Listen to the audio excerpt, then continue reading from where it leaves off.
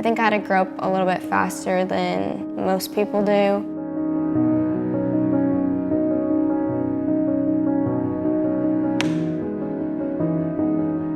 I was around 2 years old when my parents got divorced, and I moved in with my dad and my stepmom. I don't know what it was that I did, or if my stepmom just didn't like me, but I just didn't really fit in. My dad ended up moving a couple times, and me and my brother would just follow them. And then my brother and I lived in a trailer with my dad, and my dad ended up leaving us.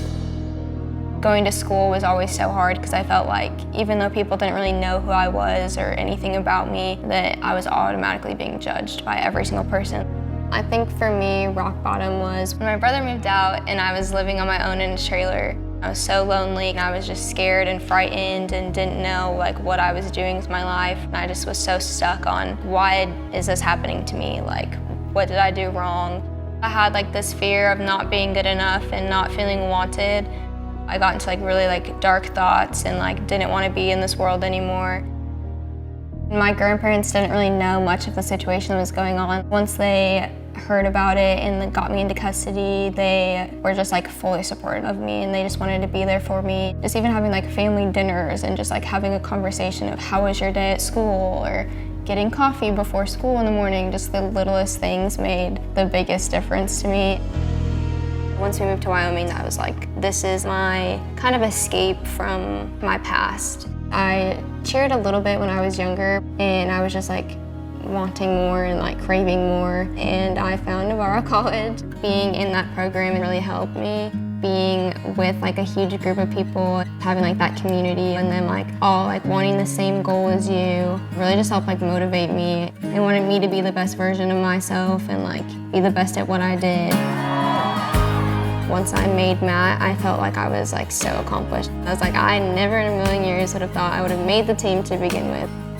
This is like something I'm passionate about. It's something I really want to do and be a part of because it's like way bigger than just like cheerleading. At first, like I was absolutely terrified to share my story, but your past doesn't have to define you. You can use it to help you. Not every single day is going to be perfect. There's always going to be like something that irritates you during the day or like something that stresses you out, but just like making sure that you're like taking care of yourself.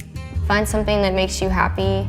I think running for me helps me like in my mental health. I just have like this feeling of like weight lifted off my shoulders. My brain just basically shuts off and I can just like really like focus on like, oh, like that tree is really pretty. Oh, those flowers are beautiful. Like just small things like that. And it just like makes me feel better about myself.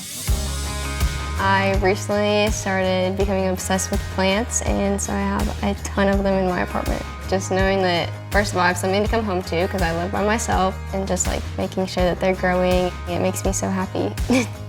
I just take and look at my past, and obviously it's not picture perfect by any means, but I see like a life in the future that I'm happy and like I'm helping those around me. There's so many people out there that don't think that they're good enough and that struggle with their own mental health. Feeling like you are good enough can make the biggest difference in your life. My name is Morgan Simianer. I am strong enough. I am enough.